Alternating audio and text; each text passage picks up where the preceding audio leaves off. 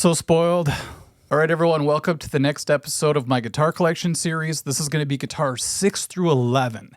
And I'm real excited about this one because this batch includes two of my favorite guitars. This is one of them. This is a 2004 Les Paul Custom. And I always wanted one of these guitars because when I first started out playing, I had a Les Paul knockoff guitar. It was actually a Harmony. So I was really used to this shape early on, and I always thought it'd be really cool to get the real deal someday. So I remember the day I got this guitar because I was also moving into this studio. So those memories are linked up in my head. I met this guy out kind of in the middle of nowhere, and he pulled the case out and opened it, and right away I fell in love with it. I love the black and gold aesthetic. I always love that look. Plus the white binding really sets this thing apart. I love it because I wear all black all the time, so when I play this guitar, it actually sticks out a little better with a binding. Usually I don't like binding on guitars too much, especially around the neck, but I think it really suits this guitar. If you saw my other video, you know that these videos aren't going to be super filled with like technical specs. I'll throw in a few, but for the most part, I just want to talk about what I have, what I like about them, what maybe I don't like about them, and all that good stuff. What's so cool about this one is you can see when the light bounces off of it that the body is contoured. So it's got these curves in it, like right here, you could see it. On my old knockoff, it was just a flat piece of wood. So this thing's got so much character. By the way, I put the truss rod cover back on. If you've seen my other videos, I have that taken off, but I found it and I threw it back on for you. Another cool thing about this guitar is check out this plate in the back. Isn't that badass? For some reason, I always wanted to replace it with a regular black plastic plate and just keep this one kind of as like a forever token of some kind. Unlike my other video, I'm not going to be playing a ton. What I'm going to do is I'm going to float videos in where I've showcased these guitars before. A big part of that is because I just had my thumb cut open by my doctor. I'm trying to get this thing fixed. There's an issue I'll talk about in some other video, but I've got a big bandage on it right now, so it's kind of hard to play. Check this out. This is when I did the Paradise City solo with this guitar.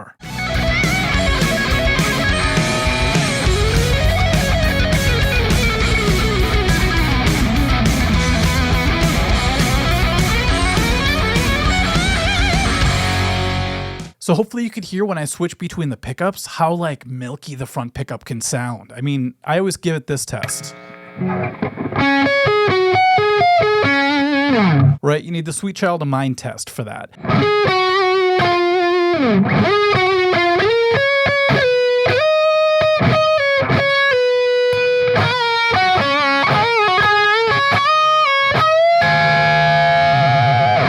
So yeah, this thing can go from really warm tones to screaming with just a flick of a switch. I want to start using this guitar a lot more, but I was playing some really long sets before, and having a Les Paul around your neck for too long, especially a 3-set show, could be a little bit daunting on your shoulder. So I think with these shorter shows coming up, I'm going to throw it into the mix now.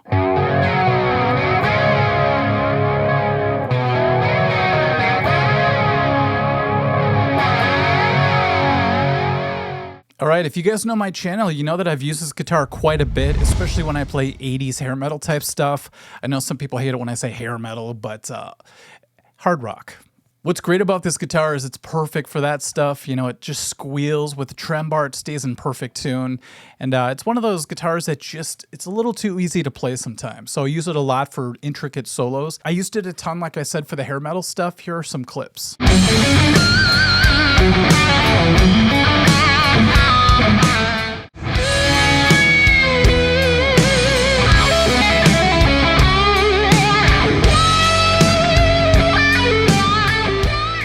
So they call this color neon pink, I guess. And it's a Jackson Pro Series DK2, also known as a Dinky. I always thought that name was kind of funny. But I can't really find too many of these out there. Like I looked it up to find the specs on this thing, and they all have different characteristics. This is one of the few that I saw that have the inlays more towards the top of the fretboard here. And with the double humbuckers like this, plus the red headstock, or the pink, I should say, headstock with the black logo. I think I only saw one of these online, so it's kind of crazy. But it squeals, of course. So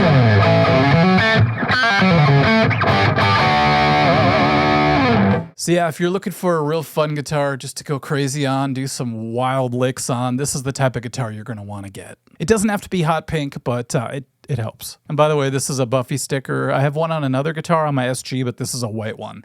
I thought it looked really cool, kind of offset the pink and the black. White is the perfect choice, I think. All right, we have another Gibson here. Now this one is a recent purchase. I actually got it so I could do some Clash type stuff. I needed something really trashy, but full, if that makes sense. And with the P90 pickup in this one, I guess it's called a dog ear pickup, the way it looks. I never knew that before, so that's kind of cool. I love the way this pickguard looks, the way it sits on the body. It really balances it out. If it didn't have it, it would look a little too open. I don't know if that makes any sense, but this really contours it in a cool way. The volume knob and the tone knob are all you get with this one. They're kind of hard to turn, actually. So once you set it, you're pretty much good. I dig these classic knobs. The only thing I don't like is it has this little sharp edge right here. And I guess it's to tell you where you're at with the dial, but I'm afraid if I'm going crazy on stage, I'm just gonna gash my thumb open or something. I already have one injured thumb. I don't need two. Fonzie. So I might flatten these out actually, or just get rid of them altogether. I'm not sure. I know that sounds lame, but I gotta look out for my health. The neck on this thing was really thick, kind of a baseball bat type neck, but my friend Greg, who customizes a lot of my guitars, was able to shave it down, so it's a lot more manageable now. I wish you could feel it. So it's a 2007 Gibson Les Paul Junior double cutaway, and the color is called TV white. And I could see why. I mean, it's not exactly white, it's more yellowish, but it kind of looks like static on a television screen, like an old school TV. I think I'm going to use this for my Heart tribute band this summer, because usually I use my SG because it's easier to reach the higher frets. Same with this guitar, which is funny because a regular Les Paul, it's really hard to reach up high, but a Les Paul Junior double cutaway, it's like nothing. I think it would sound really good for songs like Kick It Out or Even It Up by Heart.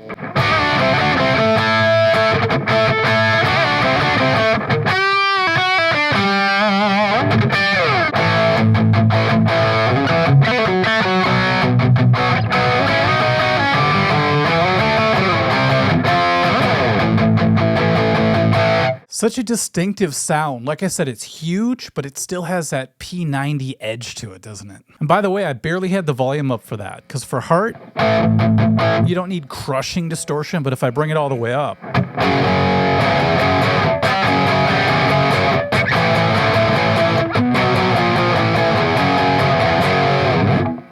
it can get pretty nasty. Okay, now for something a little bit different. Look at this thing.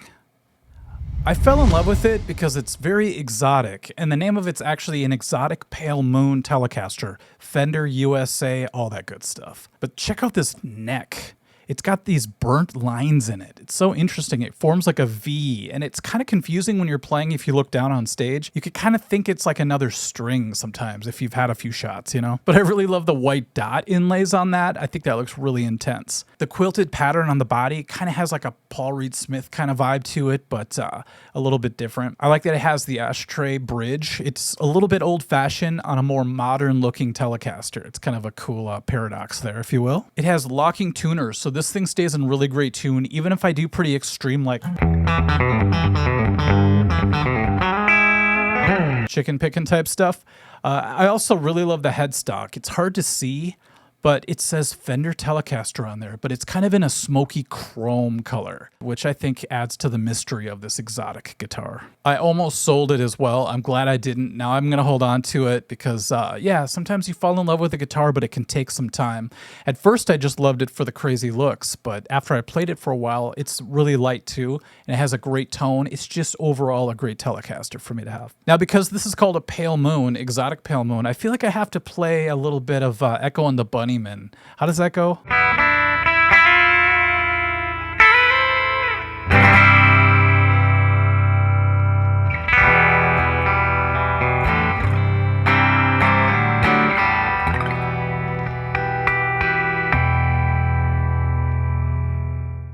Little Killing Moon.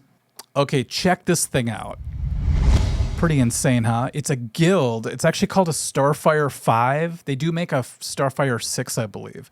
But this is a 5. I checked. I looked inside the F-hole and everything. And this thing has actually come in handy a few times live because my old teenage metal band Sanctus did a reunion show and we actually play a song by Ted Nugent just as a cover. It's a long story. But our parents used to come watch us all the time play bars, and they were more of the era where they loved Ted Nugent. So we would kick into this just for fun, and it actually became a really fun song to play. Here's some clean tones from this thing.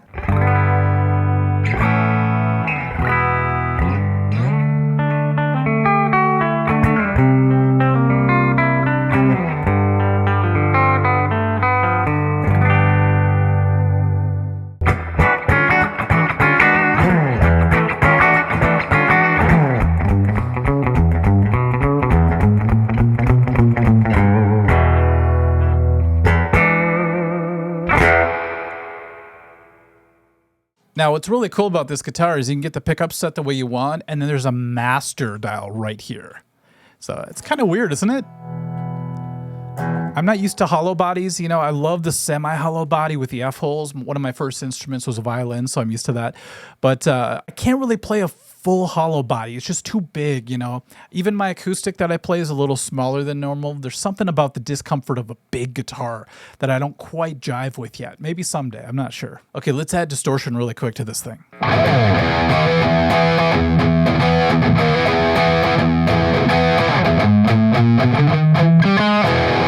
Funny side note, during that song for the solo, I do a little Ted Nugent solo, but I also kick into the solo for Get the Funk Out by Extreme. For some reason, it goes really well over the top of Free For All. You have to do it in E though, so it sounds like this.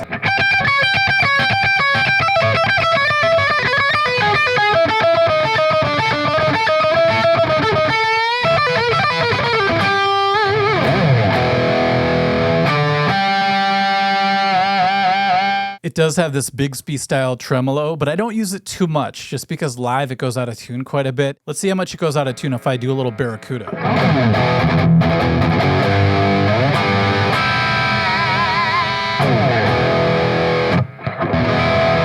Not bad, it actually stayed in tune.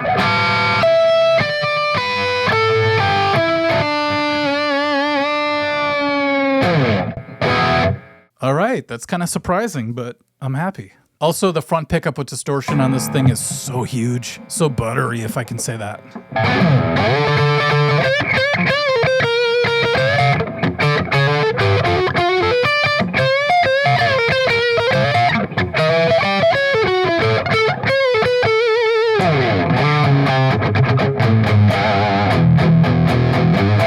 Okay, sorry I had to metalize Queen, but it's just too much fun on this thing. I think we're onto the last guitar already. This is such a bummer. I want this to keep going on.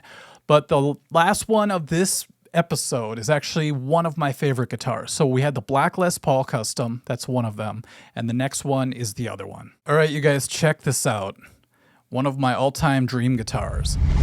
Ever since I was young, you know, I had a Charvel Avenger because I always loved Randy Rhoads and Kirk Hammett. I always wanted a V-type guitar, so that was my first main guitar, the Charvel Avenger. And that was like $400 back when I was younger, and that seemed like a fortune. So I never thought in a million years that I'd be able to get the actual real deal, the Jackson Randy Rhoads one. The USA made, I always wanted the shark fin, which the Avenger did not have. The Avenger had dots, and it was off balance, and it had the the output right here instead of here. I always wanted the output to be right on the longer fin here because it goes this direction. It allows you to set the guitar on your lap when you practice.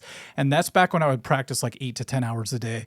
So I had this cable sticking out like this, and I had to hold it in a really strange way. So it was always kind of a bummer. But I didn't know any better back then, so I just went with it. I could have got one of those L-shaped cables, I guess. That would have helped. So Ozzy Osbourne's tribute album was one of my biggest influences. I just did a video on it not too long ago. But what's crazy about it is really getting into Randy Rhoads at an early age. So just having a Randy Rhoads guitar is awesome enough. But another thing that really inspired me was seeing Kirk Hammett play his V, and he was playing the intro to Fade to Black, and it was off the VHS tape that we had back then called Cliff 'Em All. So my friend Al and I would just sit and watch the clips from that video all day. And I always dreamt about the day that I could play that intro on an actual Jackson V. By the way, everything on this guitar is just like top of the line. I can't complain about anything. The only thing that's a bit of an inconvenience is this toggle switch. Because for some reason, I always unintentionally hit it with my pinky. And so I'll be like playing some kind of shred lick, and I'll look down and it'll be on the middle selection because it's so easy to just kind of tap it like that. So I might get this swapped out with some other thing. I'm not really sure what yet, but we'll see. So anyways.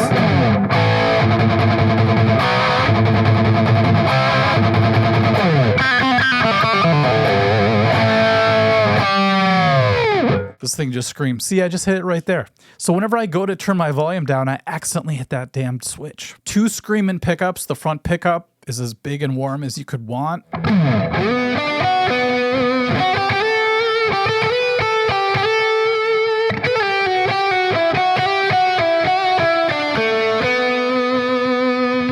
See, I bet you if I just held a note out in front of my amp, it would sing all day.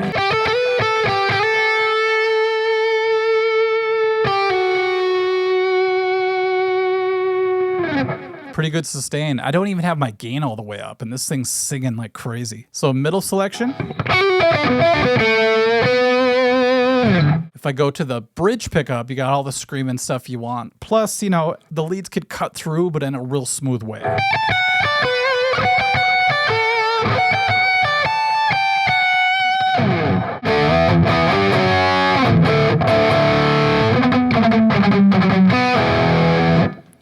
God, I waited so long to do that.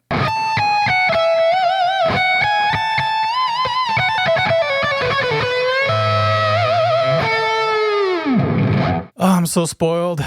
So I actually did use this live in that reunion show I was talking about, but I did put out a video and it was actually featuring this guitar. It's when I got back together with my teenage metal band and I challenged them 30 years later to play our very first song.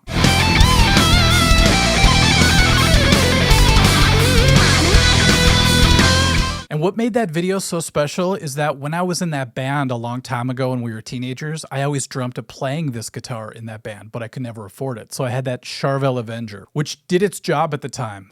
But having this, it's just no contest now. Here's the close-up of the headstock. Pretty badass. Not all Jacksons say made in the USA at the end, I believe. I think that's a little bit different on this guitar. And the contours in this guitar, look at this. Just the way it's beveled off, I don't know the terminology, but it has this nice little groove that allows you to play up at the higher frets real easily. And I love that it only has 22 frets. You know, a lot of people want 24 frets these days. I have other guitars that have 24 frets.